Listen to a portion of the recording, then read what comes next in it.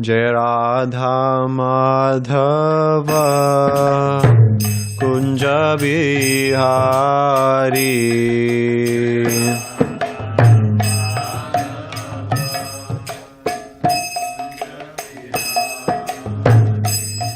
Jaya Radha Madhava Kunja Bihari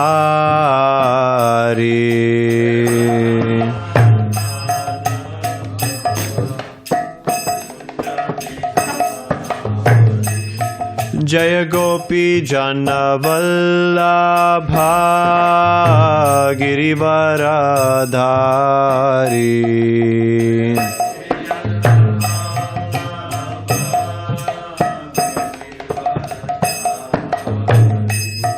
Jaya Gopi Jana Vallabha Girivardhari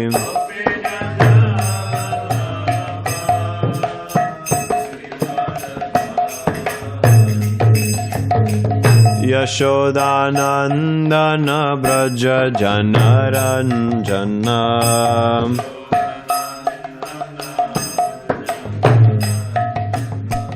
Yaśodā Nandana Braja Janaranjana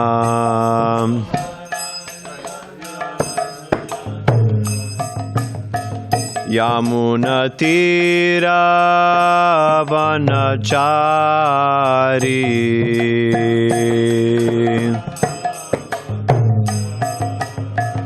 Yamuna Tira Vanachari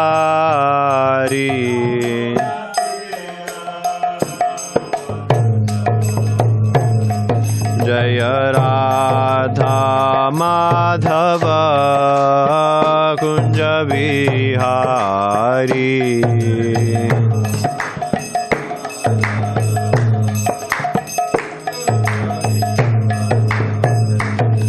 Jaya Radha Madhava Kunja Bihari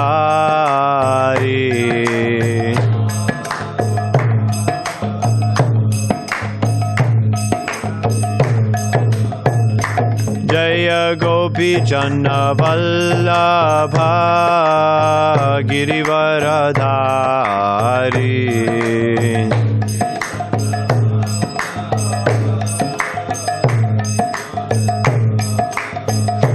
Jaya Gopi Jana Vallabha Girivardhari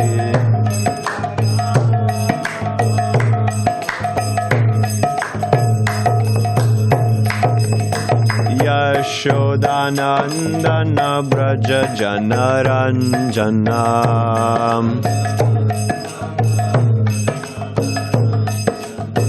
Yaśodā Nandana Braja Janaranjana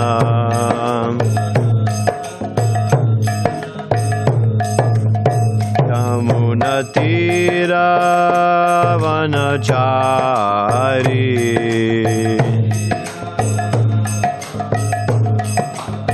Yamuna Tira Vanachari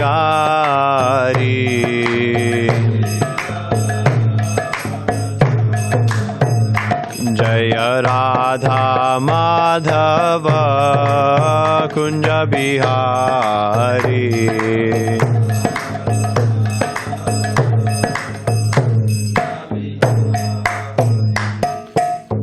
Jayam Vishnupad Paramahamsa Parivrajagacharya Ashtottara Shata Shri Srimad A.C. Bhaktivedanta Swami Srila Prabhupada Ki Jai Grantaraj Srimad Bhagavatam Ki Jai Samaveta Bhaktivinoda Ki Jai. All glories to the assembled devotees. Hare Krishna. All glories to the assembled devotees. Hare Krishna.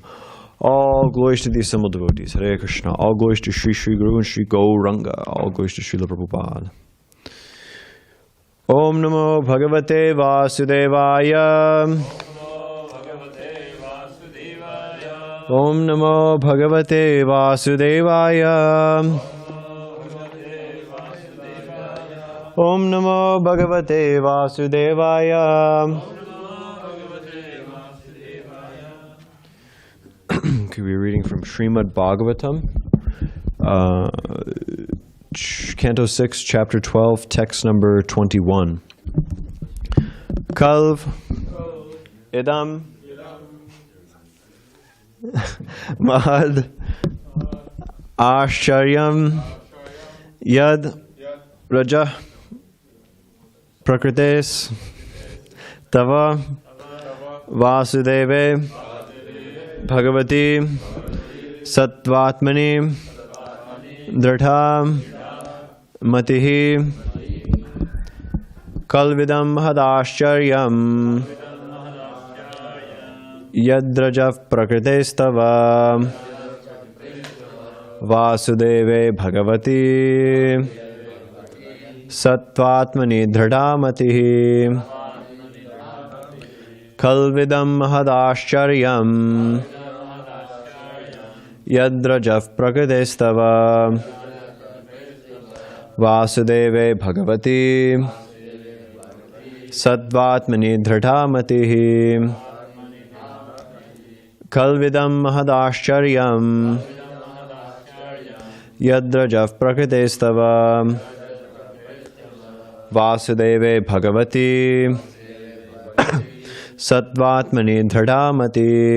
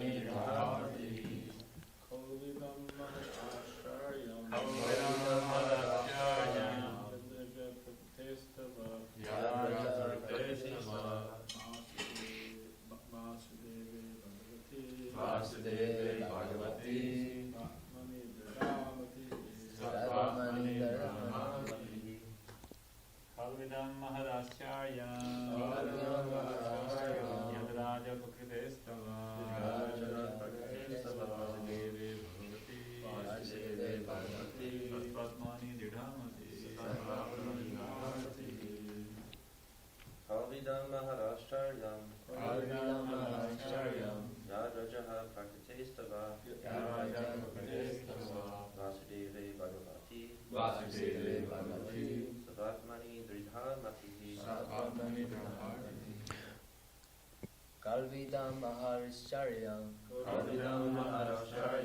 Yadvaja Partestavam Vasudeve Bhagavati Sadvarmani Dardamati. Kalu, indeed. Idam, this. Mahat Ashcharyam, great wonder. Yet, which? Rajaha, influenced by the mode of passion. Prakrite, whose nature. Tava, of you. Vasudeve, in Lord Krishna. Bhagavati, the Supreme Personality of Godhead. Sattva Atmani, who is situated in pure goodness. Dritha, firm. Matihi, consciousness. Translation and commentary by His Divine Grace A.C. Bhaktivedanta Swami Srila Prabhupada. O Vritrasura, demons are generally conducted by the mode of passion. Therefore, what a great wonder it is that although you are a demon, you have adopted the mentality of a devotee and have fixed your mind on the Supreme Personality of Godhead Vasudeva, who is always situated in pure goodness. Purport. King Indra wondered how Vritrasura could have been elevated to the position of an exalted devotee. As for Prahlad Maharaj, he was initiated by Narada Muni, and therefore it was possible for him to become a great devotee, although he was born in a family of demons. For Vritrasura, however, Indra could not detect such causes. Therefore he was struck with wonder that Vritrasura was such an exalted devotee that he could fix his mind without deviation upon the lotus feet of Lord Krishna, Vasudeva. I'm going to read the next one too. Yasya bhaktir bhagavati haro nishray aseshware vikridato mritam bodho kim kshudray kato kadai kadakodakai. A person fixed in the devotional service of the Lord, Hari, the Supreme Lord, Hari, the Lord of the highest auspiciousness, swims in the ocean of nectar. For him, what is the use of the water in small ditches? Purport. Vritrasura has formerly prayed, Nanaka prishtam nachaparameshtam nasarvabhaumam narasadhipatyam. I do not want the facilities for happiness on Brahmaloka, Svargaloka, or even Dhruvaloka, not to speak of this earth or the lower planets. I simply want to return home back to Godhead. This is the determination of a pure devotee. A pure devotee is never attracted to any exalted position within this material world. He simply wants to associate with the Supreme Personality of Godhead like the inhabitants of Vṛndāvana, Śrīmatī Rādhārāṇī, the gopīs, Krishna's father and mother, Nanda Mahārāja and Yaśodā, Krishna's friends, and Krishna's servants. He wants to associate with Krishna's atmosphere of Vṛndāvana's beauty. These are the highest ambitions of a devotee of Krishna. Devotees of Lord Vishnu may aspire for a position in Vaikuntha Loka, but a devotee of Krishna never aspires even for the facilities of Vaikuntha. He wants to return to Goloka Vṛndāvana and associate with Lord Krishna in his eternal pastimes. Any material happiness is like water in a ditch, whereas the spiritual happiness enjoyed in the spiritual world, eternally enjoyed in the spiritual world, is like an ocean of nectar in which a devotee wants to swim. Om Ajnanatimidandasya Jnananjana Shalakaya Chakshurunmilitam Yena Tasmai Shri Gurave Namaha Shri Chaitanya Manobhishtam Sthapitam Yena Bhutale Svayam Rupagadamahyam Dadati Svabadantikam Nama Shreshtam Manamapi Shachiputramatra Swarupam Rupam Tasyagrajam Murupurim Maturim Goshtavatim Radha Kundam Girivaramaho Radhika Madhavasham Prapto Yasya Pradita Kripaya Shri Gurum Tannatosmi He Shri Guru Jnana Dina Bandho Swananda Datam Karunaika Sindho Vṛndāvanasina Hitavatara Prasida Radha Pranaya Prachara Vancha Kalpatarubhyascha Kripa Sindhubhyevacha Patitanam Pavanebhyo Vaishnavebhyo Namo Namaha Jai Shri Krishna Chaitanya Prabhu Nityananda Shri Advaita Gadadhara Shrivasadi Gaura Bhakta Vrinda Hare Krishna Krishna Krishna Hare Hare Hare Rama Rama Rama Hare Hare.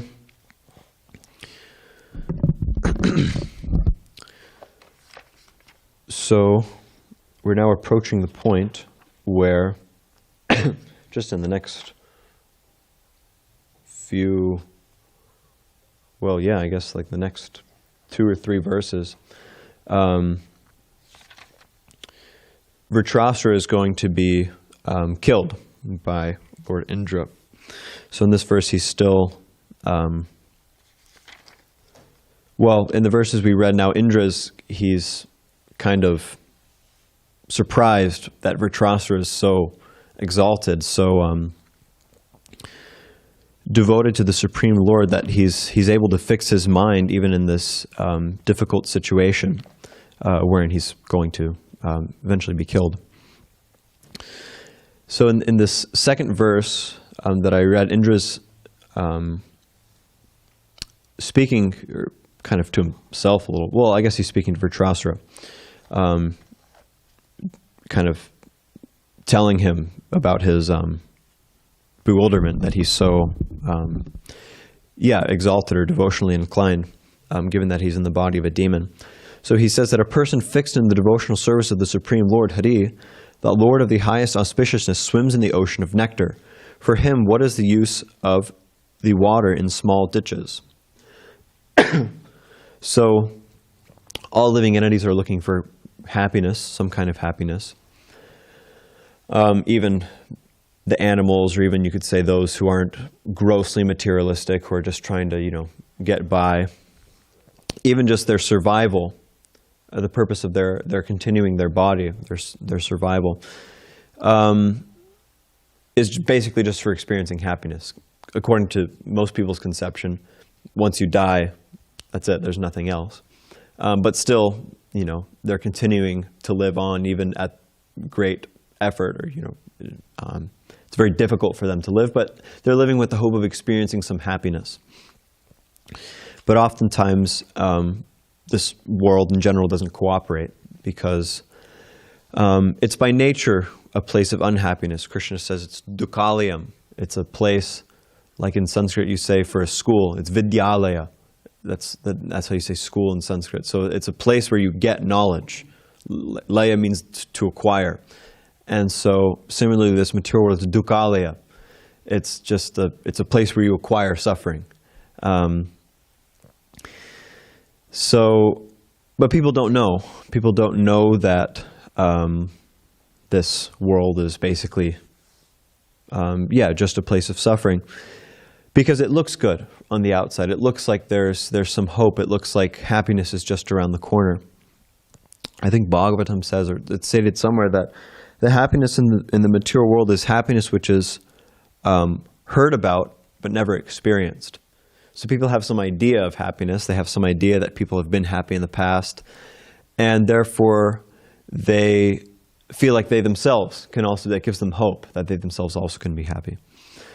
But unfortunately, they try and they try, but it doesn't work, because the main way that they're trying to get happiness is through sense gratification. But to do this, to think that one can acquire happiness just through sense gratification is kind of unintelligent, and Krishna says this in various places, and in the Bhagavatam. I mean, there's so many verses actually that say this. Why? Because sense gratification is based on conditions.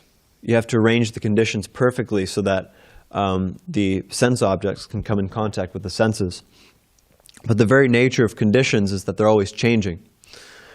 So if you place your happiness, or if you invest your happiness in something that's always changing, then your happiness will also always be changing.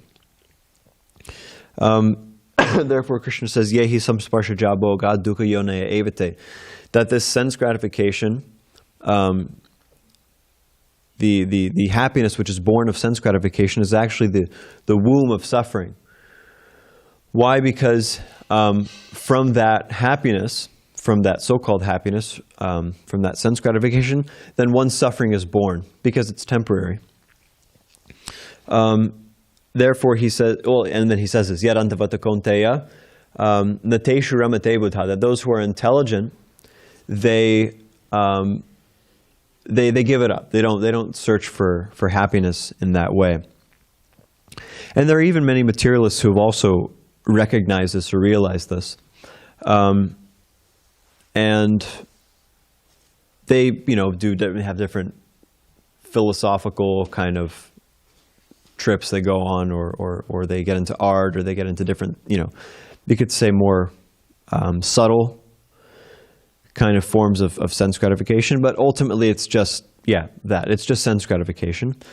And usually they get led, even if they're following some spiritual, like that verse, Ye neder vindakshava muktamaninas tvayasta bhavad avishuddha buddhayaha aruhya Kṛṣṇa parampadam tadapatantyado nadrata yushmadangreha.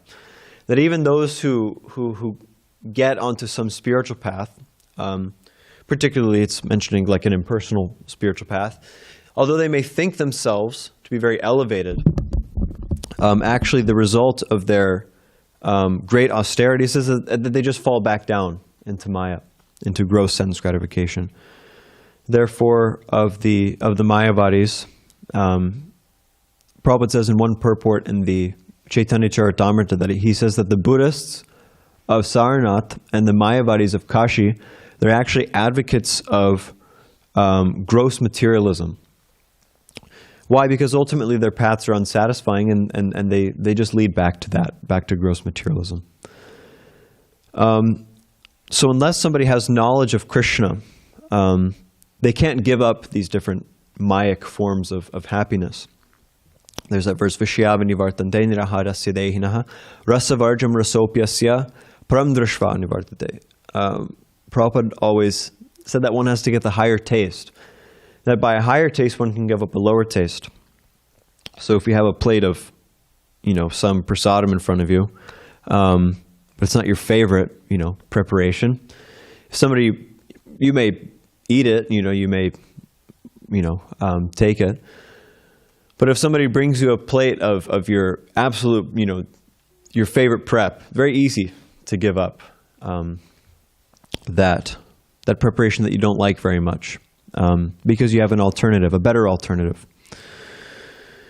So it's not just that one has to get knowledge, though, not just theoretical knowledge. One has to get realized knowledge of Krishna.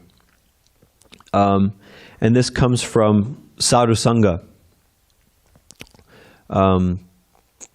There's that verse, Adho Shraddha Tata Sadhu Sangha. This Adho, I think it's Jiva Goswami who says that, who interprets this as, it means a preliminary association with devotees by which one can then develop faith. And then with this faith, then he further associates with the devotees. There's also a verse in the Bhagavatam in the 11th canto that says, Bhaktya sanjataya bhaktya. That bhakti comes from bhakti. And Vishwanath Chakravarti Thakur explains exactly how that happens. Bhakti comes from bhakti, meaning that only somebody who has bhakti, to acquire bhakti, he must associate with somebody who has bhakti. And then this person can bestow that upon them. So Vishwanath Chakravarti Thakur explains that one might say that bhakti it comes from the mercy of Krishna alone, that it's just Krishna's mercy.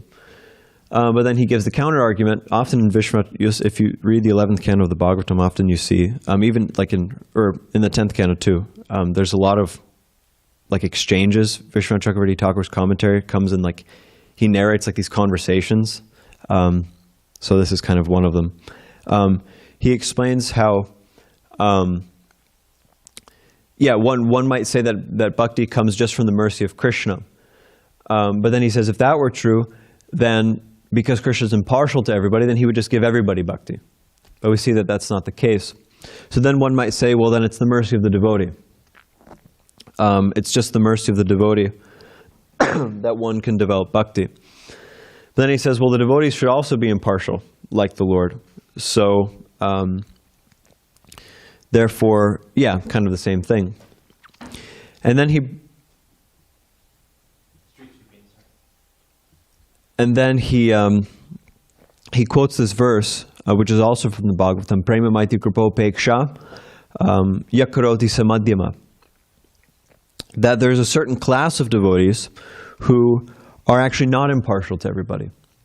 That they actually make distinctions, that this person is envious, this person, like this, Prema Maitri Kripopeksha, he makes friends with the devotees, and he gives mercy to the innocent. Means to those who are innocent in the sense that they don't have knowledge of Krishna, and they're not envious of Krishna and his devotees. And then yakaroti samadhyama, that this is the activities of the madhyama, or the middle level devotees. Those who are not neophytes or very beginners, but those who are not absolutely, completely pure in the sense that they see everything and everyone as already Krishna conscious. And of course, it's also described that somebody who is on that level, uttama, who is fully Krishna conscious in the sense that they see everything and everybody in relation to Krishna, they can step down to this platform, and make distinctions for the purpose of delivering the fallen conditioned souls. And then Vishwanath Chakravarti Thakur explains exactly how this happens. He says that when a devotee, a madhyama devotee, he comes in contact with somebody innocent and desires to give him mercy, he prays to Krishna that this person can be delivered. And Krishna, out of his kindness, out of his desire to please the devotee, he bestows his mercy, and he reciprocates, and he helps this person for the pleasure of the devotee. And then after that, Vishwanath Chakravarti says, he brings up another kind of counterpoint, where he says, well, why should Krishna be partial to his devotees? Krishna is supposed to be impartial to everybody. Why should he be partial to his devotees? And then he brings up that this Bhakta Vatsalya, his affection for his devotees, is the emperor which rules over all of Krishna's other qualities and reconciles all contradictions. So some might say that it's a contradiction that Krishna is partial to his devotees when he's supposed to be impartial to everybody. But because of his affection for his devotees, because his devotees are sold out to him, Krishna is sold out to his devotees. And therefore his partiality isn't a fault. He says, this is a little rhyme that Vishwanath Chakravarti Thakur does. He says, it's not a fault, dushanam, it's an ornament, bhushanam. Yeah. And so Krishna is impartial and reciprocating with everybody. So if somebody comes to Krishna desiring to have a relationship with him, then Krishna reciprocates with that. And anybody can do that. That's open to anybody. And this is highlighted here, that even Vritrasura, who is in the, he had taken a demon's birth, or like Prahlad, he also took a demon's birth. Still, both of them were pure devotees of Krishna.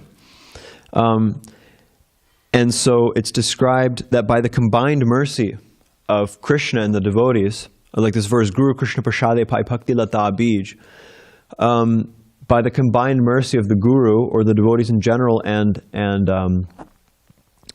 Krishna, then one receives the seed of devotional service. And Prabhupada describes this seed as, I forgot the exact wording, he words it really nicely, but it's basically, they give the methods and instructions by which one can progress, or by which one can execute sadhana, or regulated spiritual practice.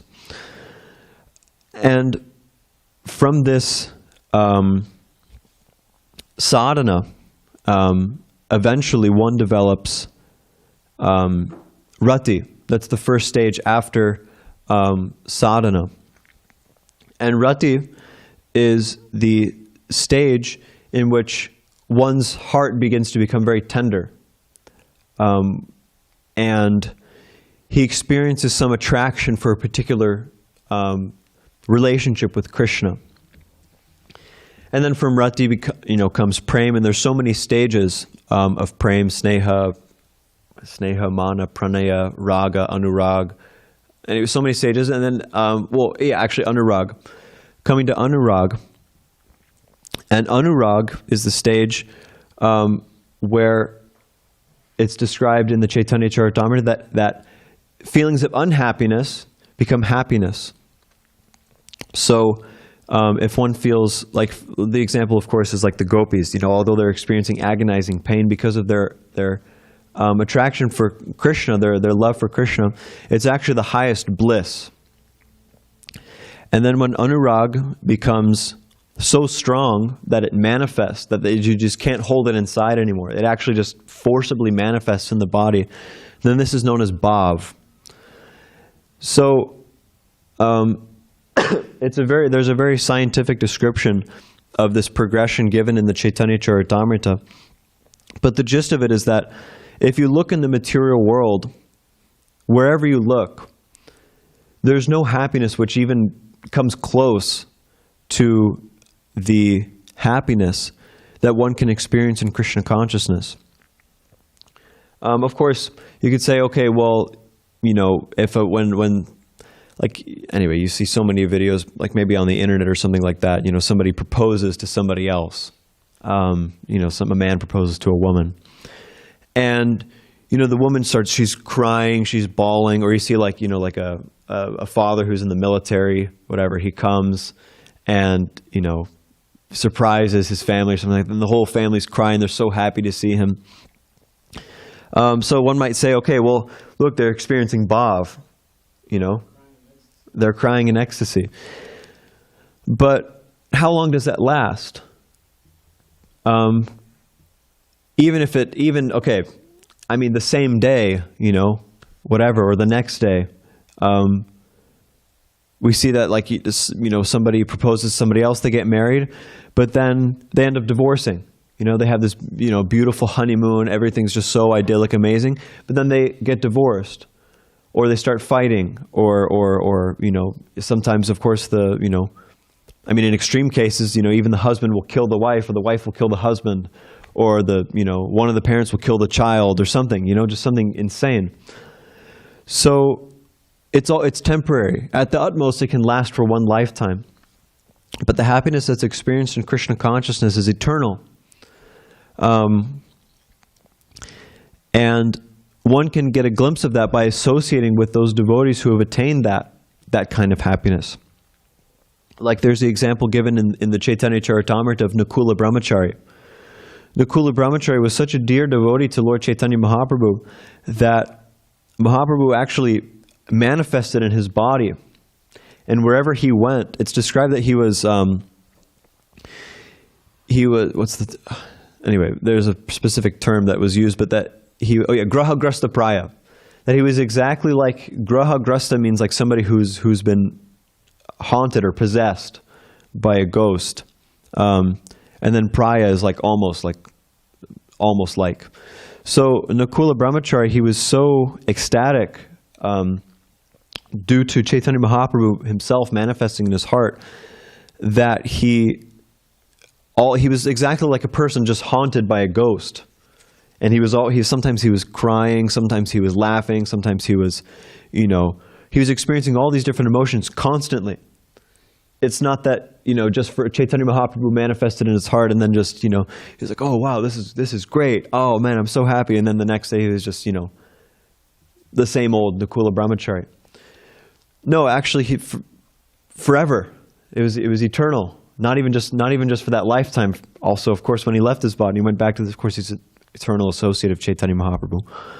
But this is there, and wherever he went, he would instruct people. Whoever he met, he would instruct them, chant the holy name of Hari, chant the holy name of Krishna, and they would similarly become overwhelmed with love of Krishna. So it's described that in the Chaitanya Charitamrita, in this connection, that there's three ways that Chaitanya Mahaprabhu, or that the Lord manifests or gives mercy to the fallen conditioned souls. One way is sakshat, or the direct manifestation, where Chaitanya Mahaprabhu actually himself appears. And then there's avesha, where he appears within he empowers the devotees. And there's one more that I'm forgetting. Anyway, but the significant one is avesha, where he empowers his devotees. It's described that the devotees are the manifestation of Krishna's mercy, of Krishna's karuna shakti. So by associating with the devotees and by serving them, there's nashtaprayasho badreshu nityam bhagavata sevaya bhagavatyuta mashloke bhaktir bhavati naishtiki. By associating with the Bhagavats, the devotees who have attained the mercy of Krishna, then whatever is inauspicious within the heart of the conditioned soul is completely eradicated. And thereby bhakti, or love for Krishna, is established. So association with devotees is extremely important. Just like it was saying, Prahlad Maharaj, he was initiated by Narada Muni, and therefore it was possible for him to become a great devotee, although he was born in a family of demons. I mean, to be born in Hiranyakashipu's family is pretty rough. I mean, that's a pretty rough birth. Of course, it was all arranged by the Supreme Lord. But, I mean, even if you look at, Srila Prabhupada's disciples or any devotee from the West, who's taken to Krishna consciousness, it's a pretty rough birth, not being born with any knowledge of Krishna in an atmosphere where everything is antithetical to devotional service completely. Not just antithetical, but people are actively against and trying to dismantle any kind of godliness in society. But by the mercy of a pure devotee, one can overcome this. Like Srila Prabhupada, he was a pure devotee, and he was empowered by Chaitanya Mahaprabhu, just like Nakula Brahmachari, to make so many devotees. I think Vijay Prabhu one time told me that in the old days you would distribute 12 books, and you'd make like 8 devotees or something like that. You basically half or 3/4 of the books you distributed would make devotees. Of course, it's not that kind of mercy is not still there. Prabhupada's mercy is always there, but in Prabhupada's immediate presence, that mercy was palpable, and it was very immediately there. So, therefore, one is enjoined to always keep association with devotees. And actually in Chaitanya Charitamrita, well, two things are described in Chaitanya Charitamrita. One thing is that this sadhu sangha is like a fence around the bhakti lata, the creeper of devotional service, which is growing. And it protects the garden or the creeper from the aparad hasti, or the elephant of offense. The main one being Vaishnava aparad, or offense to devotees. And it's also described in the Chaitanya Charitamrita that to think oneself mature enough that one doesn't need association with devotees, or to think that I'm mature enough, I'm strong enough, I don't need devotee association, that in itself is actually a form of Vaishnava aparad. So, to keep association with devotees always, and to do it in a proper mood, in a humble mood, relishing Krishna consciousness together, is a very nice thing. And by this, one can not only attain, in the long run, at the end of this life, going back home, back to Godhead, the highest happiness in association with Krishna, but actually even in this life, one can relish very extreme,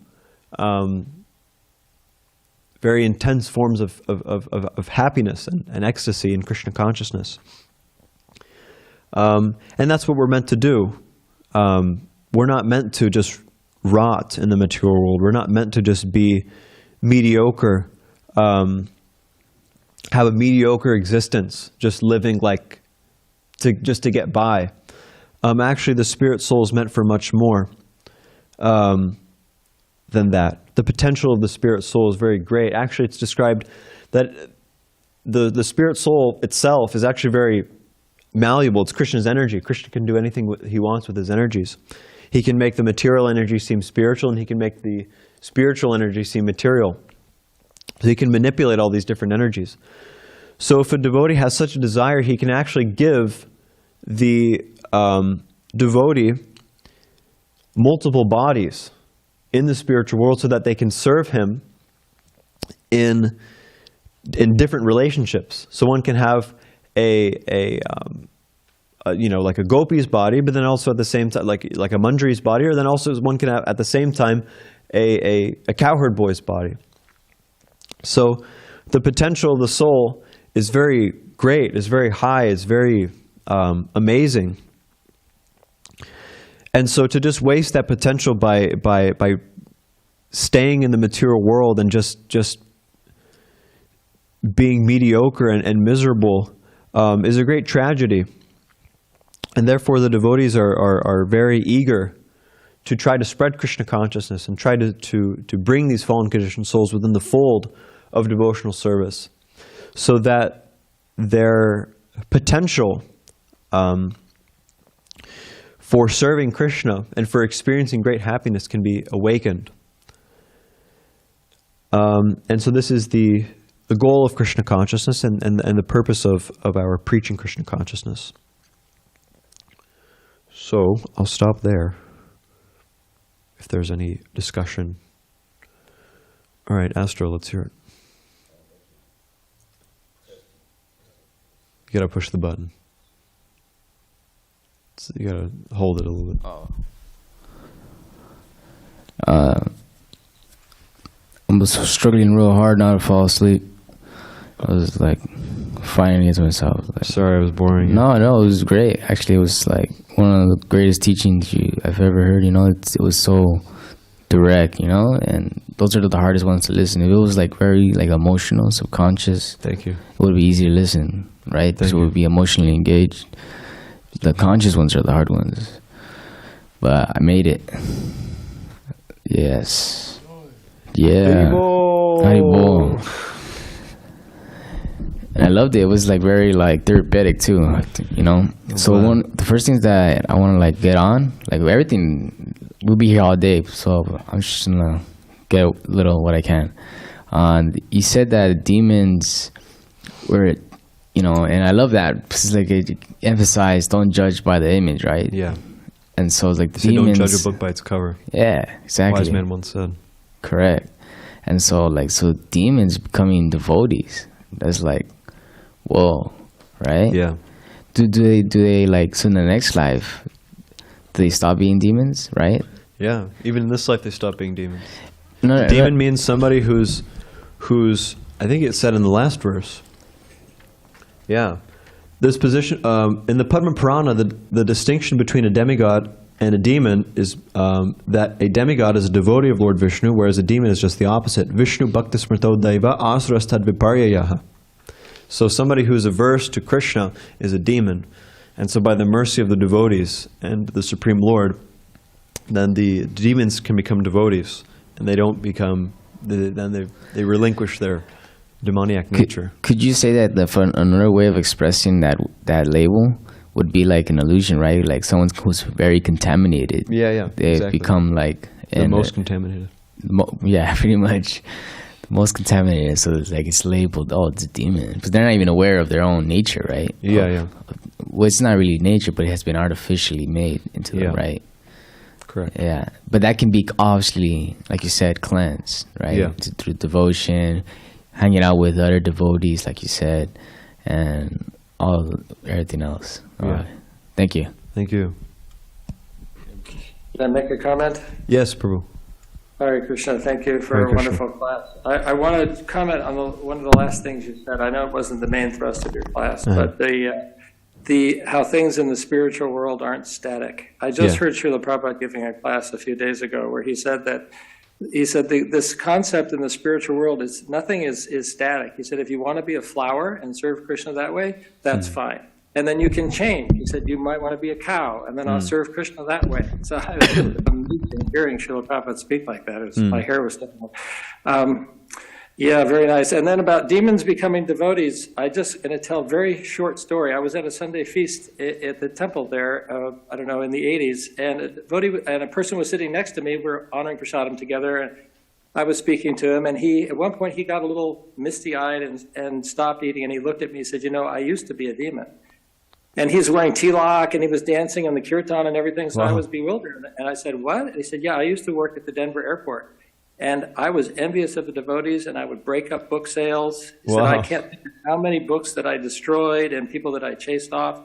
But then he said, but I was curious about the pictures in the books. So in my room, at the airport, I put up the pictures from the books that I destroyed all over the walls because I liked the pictures. And eventually, I got curious. And the first time he went to the temple at the Sunday feast, he looked in the window, and they were having Tulsi Puja, and he freaked out. But his curiosity, he went from being a demon to being Jigyasur, one who's inquisitive. And so he came back again and again, and eventually, made his peace with the devotees, apologized. They accepted him in the community, and he began coming. And he'd been a devotee ever since. So demons can become devotees by our preaching. That's amazing. What was the reference or Prabhupada saying that you in the spiritual world? What was the reference that you were saying that Prabhupada was saying that nothing in the spiritual world is static? Was that in a lecture? I heard it. Yes, it was in a lecture, and I don't remember the lecture, the reference to what class he was giving or anything. And I'm sure if you query the database, you can find some references, because if he said it once, I'm sure he said it more than once. Okay. Thank you, Prabhu. In the spiritual world, you go from like flower to cow. Yeah. Saul, you have something? Yeah, two questions. In the beginning, you mentioned that how I just wanted to firmly grasp how this impersonal conflict, how dangerous it is actually. Because then Arjuna was asking Krishna, like in the 12th chapter, he was saying what's better, the passive spirituality is that impersonal, the passive devotion, and Krishna says the passive devotion. But then he says the impersonalists, they still make, somewhat progress. So do they always fall down back into the material world, or? I mean, they may make some progress, but the thing is, most impersonalists nowadays, there's a distinction maybe between Brahmavadis and Mayavadis. Brahmavadis means somebody who's just, like the four Kumaras, they were Brahmavadis. They were just They just happen to be attracted to the impersonal effulgence of the Lord. But a Mayavadi is somebody who is basically makes a conscious decision, like there is no Krishna. Krishna, that's all Maya. That's all nonsense. That's not real. And only Brahman, only Brahman is real. So there's a distinction made there. So if somebody's like, for example, like there's different stages of realization. What is that? Vedanti tattva vedas tattvam yajganam advayam brahmeti paramatmeti bhagavaniti shabdite. So there's stages of realization of the Lord. So there's Brahman, Paramatma, and Bhagavan. Brahman is the impersonal effulgence. Paramatma is within the heart. And then Bhagavan is Krishna, the Supreme Personality of Godhead. So if one is envious or thinks himself to be in the highest position when he's actually not, then he's very prone to making offenses to the Lord, and therefore he falls down. And also just in general, because it's not the highest stage, what you have to fall down. But those who aren't offensive make some progress, because it is a stage of realization. It's better than just being completely in Maya. They make they make some progress. But usually usually they just become quite offensive, and then just go to hell. All right, and then you were mentioning that this Krishna, he has affection, Bhakti Vasalyam. Does his other incarnations, do they carry that kind of same potency? Yeah, all the incarnations. All right, so your worshipful Lord they have that same affection. Yeah, it's just that's a common characteristic just amongst the Lord and in all of his incarnations. There's four main qualities that Krishna has that all the other incarnations don't have. One is that he plays his flute, and then the other is that he's always surrounded by loving devotees, and he enacts very wondrous pastimes. And then he also appears as a child, like he has this. I think that's the fourth one, that he has this. That he has this childhood pastimes. Yeah, what am I missing then? Flute devotees.